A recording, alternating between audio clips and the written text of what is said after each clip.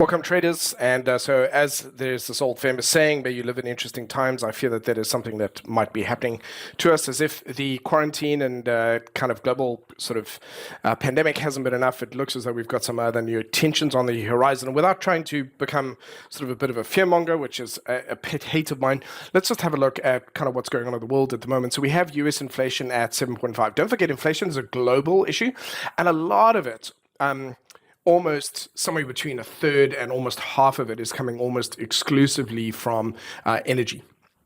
And so adding to that, of course, is tensions where Russia has now made it very clear that it has the intention to invade Ukraine, to start a war, which is likely to happen this week, possibly next week. Make no mistake that this is ultimately a global threat. Obviously, there's tensions between China and Russia, between the US and Russia and China, and of course they're relatively close, and this really will impact the whole planet. We're going to have to pick a side. If this stuff kicks off and goes to kind of full gear, we're going to have to pick a side. And likely that's just how it's going to be, is the difference between autocracy and democracy. That's really what it ultimately is going to come down to. So it's just something that we need to keep our ear to the ground on and be aware of that. We'll have to see how quickly it escalates and how, kind of what happens with that. But certainly it is a reality, and so it's going to kick off potentially this week or next week. Energy crisis isn't going anywhere. As a result of that, if anything, it's going to potentially get worse because Russia's invasion of Ukraine will impact Europe. And the energy crisis is effectively kind of coming from there. And then we have the general global market bubble, which at the moment, the markets are relatively stable, even though they're going through a much needed correction. This is not new. The market's been stumbling for 6 months. This looks like where they're kind of deciding whether they're done stumbling or whether they actually are going to have a deeper correction. Okay, so really just to say, that none of this is really a big surprise. Let's go and have a look at what's coming up this week in terms of major news. Look, there's a little bit here in terms of monetary policy meetings, all basically focused around inflation. As I said, companies are, reporting, fantastic record earnings. Incomes have increased, job satisfaction has increased, the great kind of migration in terms of work, great resignation, all these kind of things where actually quality of life is not necessarily that bad. And overall, it's not like people are losing jobs, and so job numbers are looking good. So actually, on one hand, inflation is coming from a slightly improved quality of life, but it is certainly being driven by supply chain issues, which are being exacerbated by ridiculous politics, which doesn't need to be the case at all. Okay, so that's really what our focus is going to be on this week. Let's go to the charts and see what else is happening there. Starting off with the VIX. Okay, so principally, it's still looking bullish. All right, so my expectation is this is going to continue to rise and eventually start to head up towards 40. So although there's a little bit of a rejection here, it's probably going to bob a little bit back and forth. It is looking way more bullish than bearish, and therefore my expectation is this will just creep its way up to the upside. Moving on to the dollar index. Dollar index here having produced so far a higher low. So we had a little bit of volatility introduced this week with some surprise numbers out of the US. But for the most part, I don't really, at this point, really expect this to continue. I think it's taken a bit of a knock back. It's still produced a bullish candle and may thus this week kind of also produce a higher low, which means we're just back on track for that to continue with a stronger dollar. So certainly as the world becomes a little bit more uncertain, we may just see that old return to US dollar stability continue. So we'll just see how that goes. I'm going to play it as it lies. Of course, again, we had a surprise that's rare for me, as I said, to get not completely, which happened the previous week, but so far it looks as though it's getting ready to resume that, and so I'm sort of leaning towards that stronger dollar again. And again, euro dollar here, we have some strong rejection of this level. This is more like range behavior, so it would be interesting to me to see if we effectively just start ping-ponging for the time being amongst this area. But if we do get that stronger dollar, then I would expect the euro dollar to start to break down. So for example, here looking at it on the 4 hour, start to see it sort of break below this level here and starting to break below 1.13 and then start to head a little bit lower. So we'll see how that goes. Again, should we break above 1.15, then I start to look towards a stronger euro and weaker US dollar. Looking at sterling, look at this. This is ridiculous in terms of trading opportunities here. Just very difficult to trade, and so again, waiting for some of that uncertainty to clear up. And again, we had that downtrend on the weekly. Now it doesn't know which way it wants to go. So watching from the sidelines until we break above 1.3650 to go bullish, or potentially then wait to see if we get back below 1.34 to continue bearishly. Aussie dollar, as well as Kiwi dollar, we had that bit of double bottom there, but we don't see any bullish divergence here, so it's not really offering much until we break above, let's call it 73.12. Not seeing much of that. We do have a monthly downtrend. We are technically still potentially in a weekly downtrend, so we're just hitting that, sliding a little bit lower. So again, this is going to be one of those ones, similar to what I've just spoken about, waiting to see if it breaks the high to then become more bullish, or breaking the low to resume that bearishness. Certainly a break below these lows here would see that they would start to produce a bit of a buildup. So what actually might happen this week is just a return back down to 0.7, which again shows support for a stronger US dollar. You can see here QE against the US dollar, still maintaining a very nice bearish downtrend, forming a little bit of a rejection here. That's not a very strong rejection. That's a weak rejection of that. So it could actually try to climb a little bit more back into this level of resistance. So it seems currently to be respecting that level. But it's also very close to 65, down here 0.65, and therefore continuation to the downside makes a lot of sense. We'll have to see how that goes. So all of these so far, I'm going to sort of see which way it goes. All of them are leaning a little bit more towards a stronger dollar and therefore continuing in the direction they're going, but it isn't necessarily a guarantee. There is more uncertainty than normal this week in the charts. Usually I can say with a higher degree of certainty which way they're going to go. Here, for example, dollar yen does look as though it's creeping higher, but you can see on these monthly candles here a bit of depletion there, so not a lot of conviction either way. We've got a bit of a double, well, I wouldn't say a double top yet because we haven't really rejected it enough to say that, but certainly that level of resistance is potentially an issue. Dollar Swissy, I actually posted on social media what a garbage chart this is. And what I mean by that is it's really volatile. This would be right now. Usually I say dollar yen, stay away from it. I would say dollar Swissy is absolutely the one to avoid at all costs at this point in time, unless you're the most experienced of traders. And certainly it's not the most attractive one. It's giving very little direction there. It's leaning a little bit more towards a stronger dollar, like it wants to climb. And dollar CAD here as well looks as though it's produced a nice bullish candle off this level of support. Looks like it wants to push a little bit higher, but it's even range bound. So a lot of these charts are showing a lot of messiness and uncertainty and not giving too much clarity about where they intend to go. When it comes to having a look actually at cross pairs of interest, the disruption on Thursday and Friday, this last week, basically has disrupted every single cross pair. And so for me, what I'm going to be doing is I don't see any that I like the look of right now. I'm actually going to wait for the first couple of days, Monday or Tuesday, to start to see which way some of the pairs start to move and then start to look. So at this point in time, there are no cross pairs of interest in today's video. I might just post those as individual posts as opposed to a video post during the week. Okay, so moving straight on to commodities. Global Commodities Index here showing really nice, strong signs of bullishness. Fundamentally, sure, it's possible that we might see this continue to increase as tensions rise. It is a little bit overextended on the weekly. I'd like to see, again, a correction coming down. And so let's go and have a look at some of those precious metals. For example, gold actually pushing through, now heading up towards 1868. This is a level of resistance. So there is, I know that we have that. But what I do want to highlight you on the monthly, which is significant, by the way, is so far, currently, we're not at the end of the month. We've got, we're not even halfway through. Which reminds me, by the way, Valentine's Day, let's do a little bit of happiness of Valentine's Day. Make sure you spoil your partner this week. Make some effort there. It does look as though we've got that attempted breakout. So I'd like to see this continue up to 1900. So far, this looks really good. I do think that gold will start to move a lot more freely once it breaks up past 1900 and beyond. So silver also would likely then start to push a little bit higher, so I'll keep an eye on that. That's a very nice little bit of a bullish candle there, almost a break and a retest, so that looks pretty cool. So potentially could see silver moving up towards the highs of that range there. Let's have a look at copper. Copper just very choppy and very messy, slowly but surely. So basically, you can see a lot of them just battling with the level here, looking to see if they can break out, and if gold continues, that's where those opportunities will lie. Natural gas had that really, really strong rejection so far. So I spoke about that in one of my recent videos here, and this looks as though that's very much heading a lot lower. So, and that seems to be the way it's going to be for the rest of the month. West Texas crude pushing a little bit high here. It's going to start. It actually looks fine. MACD looks fine. So momentum is good. Really, actually here, not seeing any signs of failure. Okay, not seeing any signs of failure, looking good, set to continue. We've had a couple of, when we've had disruptions last week, which hit most of the market, didn't really seem to hit this. So far, these seem to be really stable.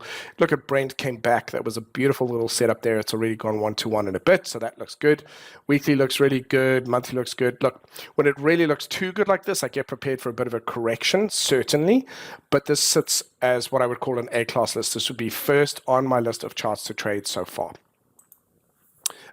Brent being the case. Sugar, just a mess, waste of time.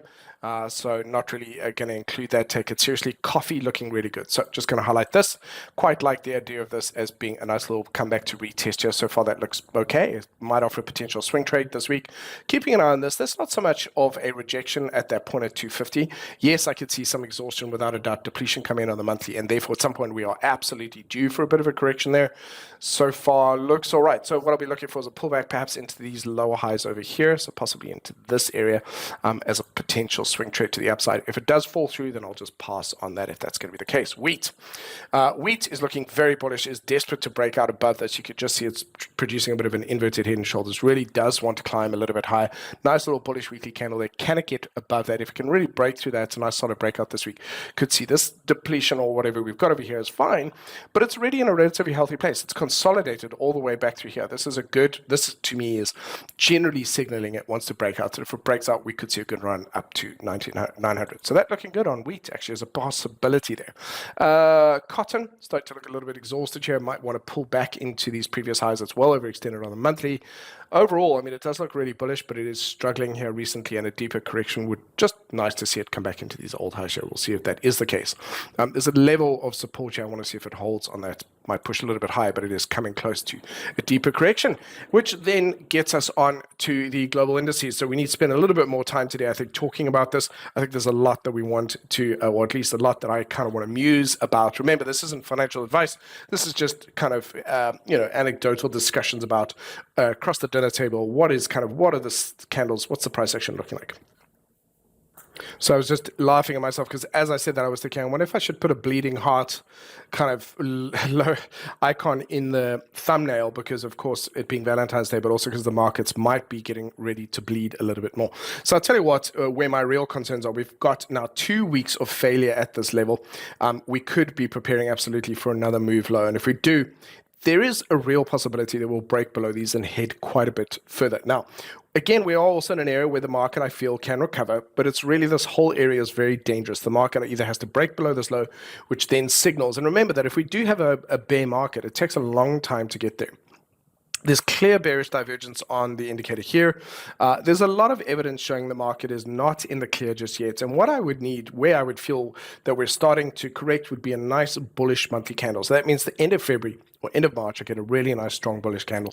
Then I'm like, okay, I think we're starting to get through this. Otherwise, until then, I just have to be prepared that while we are stuck between these highs and these lows, the market is potentially very volatile. So the S&P here also producing a bearish close below the low there, not below the low there, but a close lower.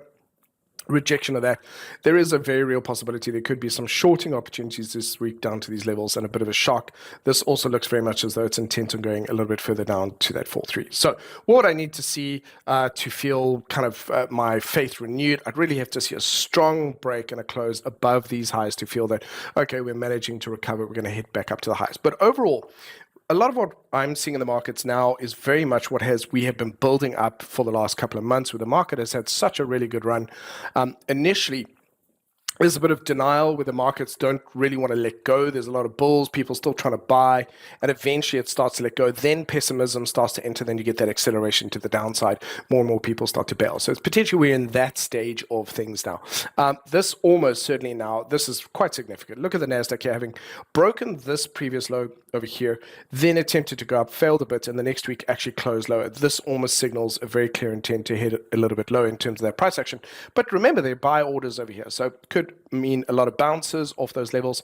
I am just saying that what I'm going to be ready for this week are breaks below these levels and some accelerated moves. And in some respects, that could happen as a fundamental analyst might say, well, listen, if we do go to war with Ukraine, we're going to see a rush towards the stronger dollar, which means we're going to see a market correction to the downside combined with inflationary fears. So not to harp on about it, that'll be the explanation that's given in the media, but I would say the market has just had a really good run and is very much needs a bit of a deeper correction. Okay, let's have a look at the Russell 2000. This one is now outside this range, coming back underneath, level of support, now potentially rejecting that or finding some strong resistance there and therefore hitting a little bit low. So there is a possibility, as I said, breaking below the lows of here, could see price starting to head down towards these old highs. So it could be a little bit of the market could be in a bit of a shock. What I would like to see is to see price break up above these highs again and close a little bit higher in a week's time to make me feel just to make me feel more confident about what I would need to see is to see is this week is caution, kind of watching from the sidelines. Professional, more experienced traders might find if the market does drop a little bit further, there'll be some brief selling opportunities, but market crashes don't happen overnight. They usually take a couple of months, and certainly we've been slowing down in terms of our bullishness over the last few months, but we might only be halfway through a market correction if that is going to be the case. So I'm not going to jump the gun yet. I need to see kind of more signs of failure before we're early days at this point. And look at that this chart here as well. The other thing that's amazing to me is the FTSE is doing incredibly well. The UK numbers are doing well, and the market's reflecting that, which isn't always the case if there is a global kind of issue here. The DAX is still within its range, still showed a little bit of an inside bullish candle there. I would argue with the wick and shadow above and below that it's not really safe either yet. Still early days. Let's look at Eurostox also, by the way, I've looked at some of the individual companies are performing really well. I'd like to see this get above 475. It's produced a bullish candle here of support. So a drop below that, again, if we have a US drop, everyone's going to get pulled down. We'll see. But right now, it doesn't appear as though outside the US, the issues aren't necessarily the same. There is certainly a political instability in the US, with one of the two major parties being a major instigator of issues, and so we're going to have to see what happens with that.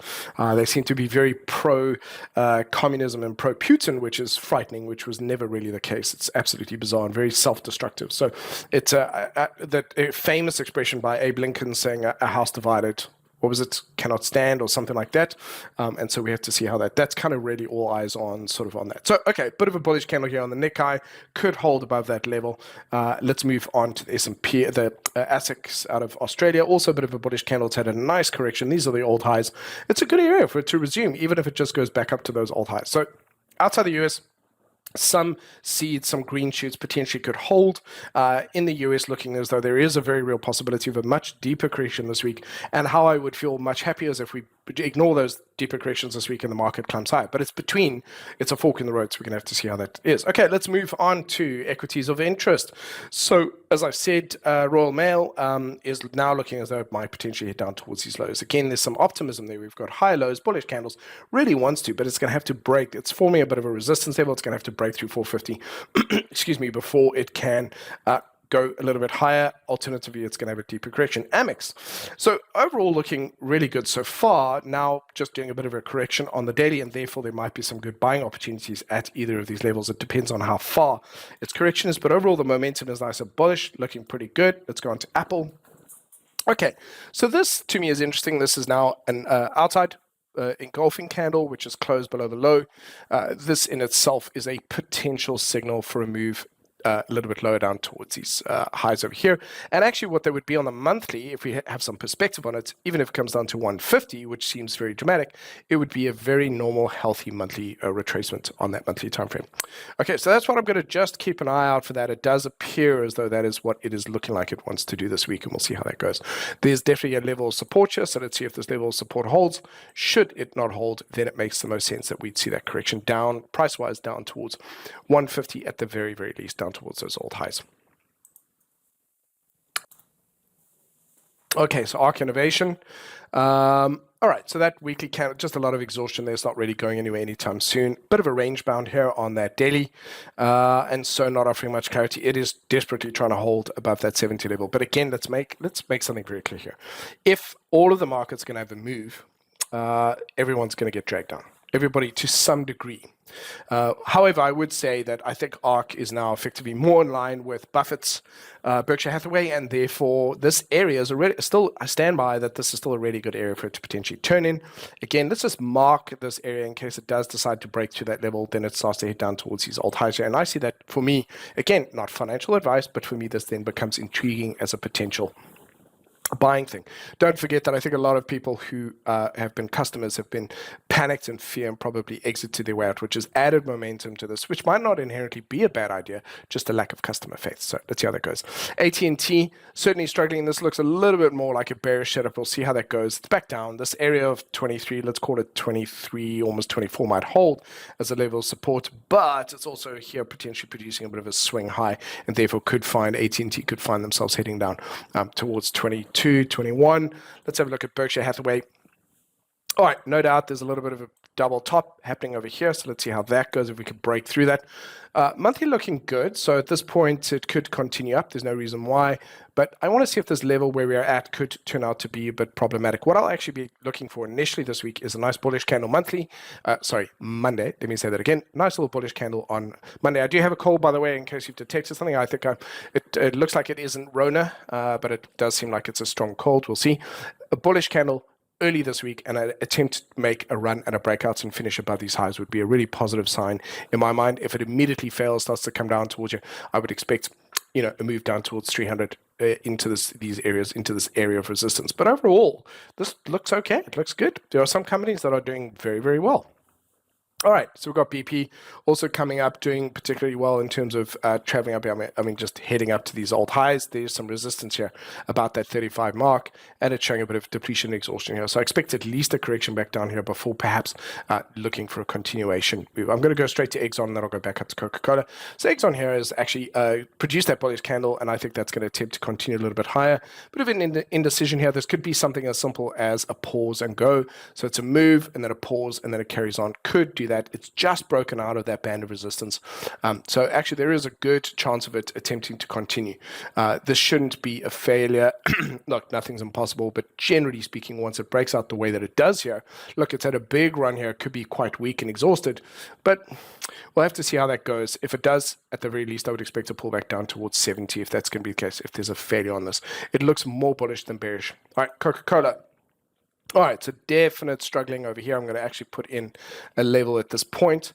It is certainly struggling here. A correction down towards 57, a little bit lower, makes a lot of sense. You can see it's overextended, potential monthly bearish candle here. And this would impact Berkshire Hathaway. There's no doubt about that. So we needed to see a continuation here, which doesn't look as though it's going to happen at this point in time. And there is clearly bearish divergence here.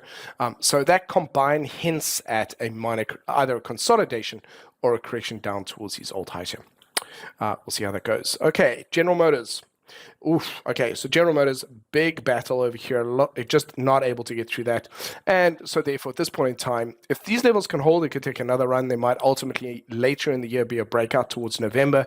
That's a possibility here. Here, it's actually looking more and more like it wants to head a little bit lower. If it does, then I would expect the next level down, if this level doesn't hold, to be 40. It is within a range at this point in time, and therefore move back up to 60 is very possible if this level is unable to hold this week. And there is a pressure on the market, I expect it to head down towards 40. Okay, JP Morgan Chase. Similar type of issue, although it is range bound at this point in time. And actually looking, I've marked this area for me as a potential consolidation and a buy, which for me means that, yes, I actually think that this is a relatively decent place for it to ultimately take off from, but we're not there yet. At this point in time, it either is going to fall through this level or not hold, or potentially just stay range bound. Okay, Meta. All right, so Meta, we spoke about this last week. No reason why. And actually, this looks relatively bearish as well. Looks like it is quite keen on continuing down to investigate 200. We'll see how it goes. This is very much that line in the sand. I've marked that as just these old highs. So this is the earliest point to which it could turn around, but it would find probably more support down at these areas over here. Now, I did actually do a separate post, a standalone post on this.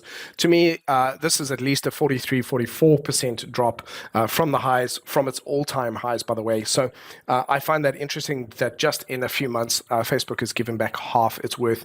And I do find that that in itself should be a bit of an alarm bell. Look, Facebook is nobody's favorite. I've never met anyone who goes, oh, I love Facebook. It just doesn't really happen. And I can't really see that returning anytime soon, because in order for that to happen, Facebook would have to change its culture and actually start to listen to the people who use Facebook. And that's something they have never, ever done. So I'm not really expecting any miracles here, but again, people might consider it a blue chip as it's given returns in the past. We'll have to see if that's the case. But what I do find interesting is, we could be finding some of the blue chip companies actually start to fall out of favor. The ones that are going through, let's call it canceling at the moment, but which isn't a surprise as a result of their really bizarre behaviors and the kind of misinformation, disinformation, and really bad stuff they tend to support, which is not really that great for the human race. So it's interesting to see if they're going to survive this. we could actually, this could be almost like a weeding out of companies that have benefited from, providing us with junk food for our brains. And so we'll have to see. I'm just curious. I feel like, that we socially and globally, we're going through this kind of looking at things and going, is this good for us or not? Whether we spend too much time at work, we don't spend enough time with family. It's just interesting. It's really could be going through sort of a consciousness breakthrough. And I know that sounds wishy-washy, so I'll stop right there. That's not something I think about a lot. It's just something I'm pondering from a distance. So again, this is just dinner discourse. We're just seeing how things go. But curious to see if it can hold above those. Morgan Stanley. All right, so it's absolutely battling a bit of a level here. We can see it attempted. This looks, I would qualify that as a failed breakout, but I don't think it's done just yet. It's overall looking relatively, this is messy, but not as bad as some of these ones. It's had a consolidation. It's a relatively good area here. I really am curious to see if it feels that it can push a little bit higher. Otherwise, it's just back within this range. Okay, so overall, I just can't really criticize it too much. I don't think there's too much going on there. Netflix, unfortunately, is struggling similar to that. This is a potential area for them to turn around. This level 375 is going to be a test of that. It looks as though it's investigating potentially breaking through those lows. Okay, so with the way it is with stocks is I really want to wait till they break through before I start to, I'll watch the volume spikes and see that. But I've seen buy orders sitting in here. I could come down and find more buy orders and then really start to accumulate and start to climb from there. So just keeping an eye on that. But they're not looking super strong at this time. I need a really nice weekly/monthly candle to give me signs that buyers have returned. And so here's a great example of that. NVIDIA, well overpriced. Actually, overall, I have to tell you, looks really healthy. This is an uptrend. There is no doubt this is an uptrend. This is a nice, healthy correction after a really big move away, a big push phase, a big expansion phase. Nice to come back into this area. This is a great area to turn around in. So there's no signs of weakness. The trend is healthy. It overextended a bit, come back down. It's back in line with value. This is a great area for it to turn around in. Okay, so there, what I need to see here, a really nice, strong, bullish green candle on the monthly, which is either February, March, or April. So no rush on that as well. Okay, so what do we want on NVIDIA? Let's have a look at PayPal. Shame, my buddy. So PayPal just falling and falling and falling. There just seems to be no end in sight for this. So this area can still hold, but let's go ahead and just create another copy, bring it down to this area, back down to these levels here. Otherwise, the next level down is probably psychologically a round number, 100 down to 90, but it is absolutely overextended to the downside and does need to have a bit of a correction to the upside. We gap down, if nothing else, to close that gap in the near future. So we'll see how that goes. Spider, okay, also having given back quite a bit of its gains, but a lot of this is going to be tied to some of the other companies we've looked at that make up those constituents. Not really surprised. It's range bound here. This area is not really going to go anywhere anytime soon. Spotify, the Joe Rogan incident, still ongoing, but actually they made it worse because, of course, instead of just going, okay, maybe we made a mistake here, they've decided to double down and triple down and say, no, we support, kind of these type of people. And actually, I was a big fan of Joe Rogan. I'm not really entirely sure that I support a lot of his stuff. And I realized that some of the things I'm talking on here are, if those of you listening might have differing points of view, that's absolutely, of course, the whole point is that we're a mixed batch on the planet, so we do have these different points of view. I think really the point here is that clearly the majority of users are not really a huge fan. And so the question is how much of this drop down is as a result of falling out of favor with the public versus just a market pull down? That's really what for me is quite interesting. But I don't see any reason why it shouldn't just come down there and tap these old highs, if nothing else. And we'll see if we get a bit of a bounce off that. Tesla coming back into this area. I was saying actually I've highlighted this area as a really potentially good buyer. Again, I'm going to be looking for a nice, strong, bullish recovery here, but we're not seeing those signs just yet. This week, a lot of these charts are looking as though they're on a bit of a cliff edge and they might want to take a bit of a jump to the downside, but they are already in areas where they could also turn either way. So just from a trading perspective, it means just watching from the side with a lot of caution, but not every company really looks that fragile. There's just a couple of the big ones. In fact, interestingly enough, a lot of the big ones, more on the social media side, are the ones that have caught the attention or the ire of the public, meaning the public is pissed at them for something. Looks as though they're the ones taking a really, really big hit. But PayPal, I don't know. I can't really explain that to you. Okay, so Vanguard here, S&P ETF. Good area for it to find some support. So let's see if that area holds and it can have a bit of it. So really, as we get to the end of the month, I'm curious to see if any of the companies close to the upside, because that could be a really good sign for after that. And then finishing off Vanguard. And that's it. Let's move on to the Treasuries. Treasuries will continue. It seems so far at this point, they just keep breaking through these key levels. We've got a really bullish couple of candles here that looks as though they're going to move a little bit higher, possibly just to find resistance and continue to the downside. We'll have to see how that goes. Let's look at the Euro bubble. Big move move to the downside, bit of an indecision candle here. Could actually find itself, let's go and have a look, could actually find itself back into these old highs, finding support and possibly continuing to the upside. The euro burnt. The euro burnt as well, broken through that level of support, could find its way heading down a little bit low. We'll see how that goes. That 4-hour been very good for selling opportunities, but it's about to break that 4-hour trend. Okay, it looks as though it's very much, if that level isn't respected, it's going to break and start to go up a little bit. So it could be some shorter term moves to the upside and then shorting opportunities later in the week. Moving on to cryptos. Okay, so this is what I spoke about last week. Don't worry about these. I was just discussing these options in a separate post. But really, if we do finish with a nice bullish close up near the highs, then I become extremely optimistic, or about as optimistic as one can be, with cryptos expecting them to then break their highs and continue back up. However, we're not there yet. It's only the 13th, and it'll be Valentine's Day on Monday. Tomorrow, I beg your pardon.